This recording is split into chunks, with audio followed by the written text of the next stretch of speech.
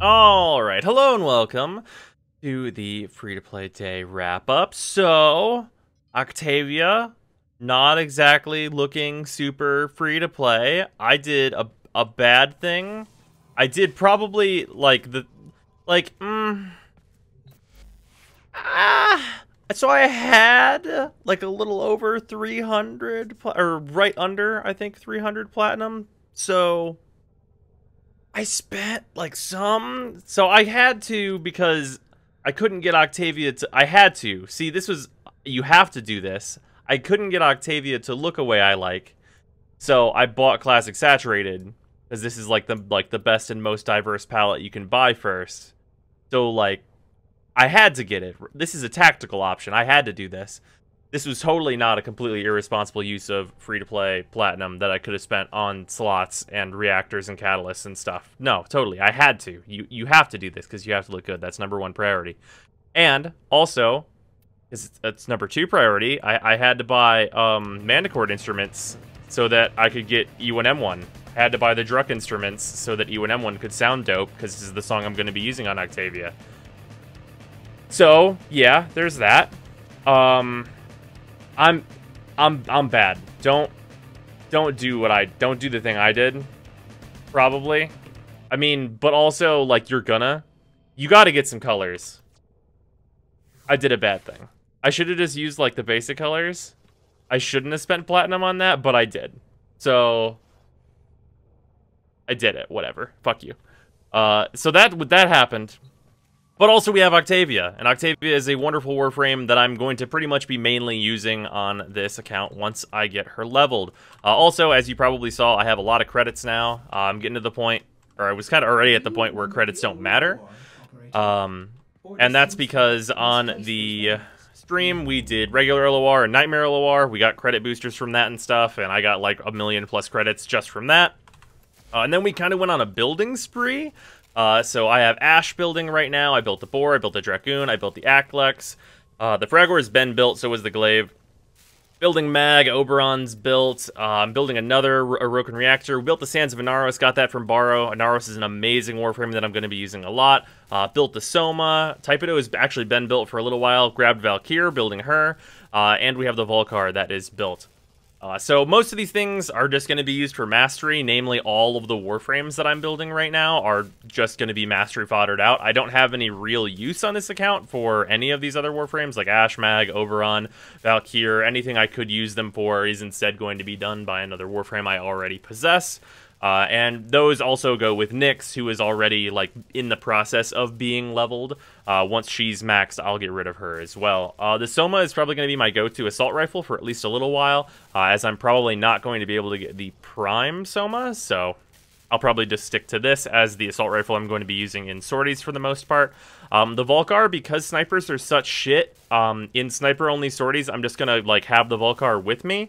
And instead just use Octavia for anything that requires me to do damage, and the Volcar will be fine for like getting rid of nullifier bubbles and such. The Typedo is going to be taken out, leveled, and then I'm going to turn that into the Legion pretty quickly, as the Legion is a relatively raw upgrade to the Typedo. This reactor is going to go straight into Octavia the moment it's done building. Let's see here. What else? These things are mostly just for leveling the Aklex, the Boar, the Dragoon. I want to, once I get the Nitane for it, I'm going to be building the Staticore. I kind of decided to go with a Staticore instead of buying a Vacor Murloc, just because the Staticore is a fantastic weapon as well, and I don't really feel like I need the healing, because I do have Life Strike on my melee weapon, as it stands right now anyway. But yeah, reasons I built Octavia. Octavia is one of the most versatile and kind of broken Warframes in the entire game. For one, has infinitely scaling damage, which is enormous in and of itself. That also is a decoy for enemies and makes them shoot it, which makes them hurt themselves, and enemies just end up obliterating themselves by proxy of her 1 being what it does. Her 2 is really effective crowd control that can be used pretty much anywhere. Her 3 is invisibility and buffs. The invisibility is longer than Loki's invisibility when you're built. And also, you can give it to teammates. And her 4 is a massive damage buff. And because I'm going to be very slightly lacking on damage in some scenarios. That means that that damage buff, which is going to be around 200%, I'm predicting, once I'm full built on Octavia, is going to completely make up for any deficiencies I'll have on damage. So that means that Octavia is going to pretty much just solve all my problems because her kit is amazing. Also, with Octavia, because I'm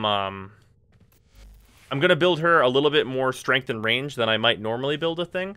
Part of what's good about Octavia is that her passive is one of the best ones in the game, which is anytime you or an ally uses a power, you get energy regeneration, which is really, really strong, as it turns out, because it works during all of your abilities, and also you're giving your team some energy regeneration, so that's just fantastic. But yeah, she's going to be incredibly, incredibly strong for me, and gonna solve most problems, honestly. Like, pretty much anything that her one can damage, she can kill.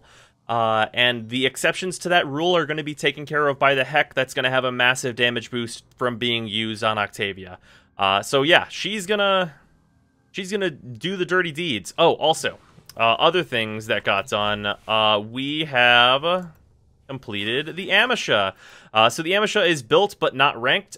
However, it already has a build on it that is good enough for Jordas Verdict. Because it's an Amisha, this build is just fine for Jordas Verdict. I am not kidding. For anyone who thinks I'm kidding, I'm not kidding. An unranked Amisha is totally fine if you've got enhanced durability on it for Jordas Verdict. This is not sarcasm. I'm 100% serious. You can take this into Jordas Verdict, and as long as you spam one, you're gonna be just fine. Somebody in the party needs to have, like, a good Arcwing weapon. Like, if they even have, like, a maxed out Imperator with a Catalyst in it with damage mods, that's fine. Somebody with, like, a Velocidus that's kitted out is going to be more than enough, because the only thing you need to ever fight in Arcwing is actually Jordas himself, which doesn't really require that much damage as long as 4 people bring Corrosive Projections. So, the damage aspect of Arcwing, really not going to require a lot from you. Like, you're not going to require a lot from you at all. So yeah, this Amisha is pretty much ready to go to JV, which I'm planning to do whenever I stream next. So yeah, we're getting ready to go. And also, because I've had a lot of people asking, like, when is the playthrough going to be over? The playthrough is going to be over whenever I feel like this account can take on pretty much any sortie that could, like, exist, like that, because I'm going to do, like, a week of sorties offline and stuff to, like, make sure I've, like, run it through, like, a decent ringer for, like, okay, what are we getting here, and, like, how good is this account at performing, like, these sorties, solo and not, and all this and that. I need to defeat the rest of the bosses on the star chart, which include Keladothame, Ambulos, and I need to kill Corrupted Vor, because I'm counting him in kind of the bosses section, but I'm going to need to kill him anyway, because the mods he drops are great. And a couple other things to wrap things up, and we have made a hell of a lot of progress. The current, like, hour count on this is just over 40 hours played, which, honestly, most of that was spent doing containers. Oh, no, not most of it. I guess not most of it, but I spent, like, a no problem about 5 of those hours doing containers in the Void to, like, get, like, a good baseline of mods, which is not bad. We're over half of the solar map progress completed. I still need to farm Drifting Contact, which will not be too difficult. But in terms of, like, what mods I have and stuff, I'm doing pretty well. Like, if we just, like, see about how many I've got, like, out of the total amount that there are, I'm not doing so bad. We're, like, generously, we're at, like, the 40% mark, because most of the ones that I'm missing are augments. And augments make up about 30% of the entire mod pool. So, we're doing pretty solid. Or no, they're about 20%, I think, of the entire mod pool. So we're doing pretty solid on, like, what mods we have collected and stuff. Obviously, what mods we have leveled could be a bit better. But most of these things that I don't have are honestly not going to really matter in the grand scheme of things, and not really going to determine my power, because a lot of the power that I'm going to get on this account is going to come from the Warframes themselves, like Octavia, who we will show some of the insane ability of next time. But yeah, going pretty well so far, and I'll see you guys tomorrow.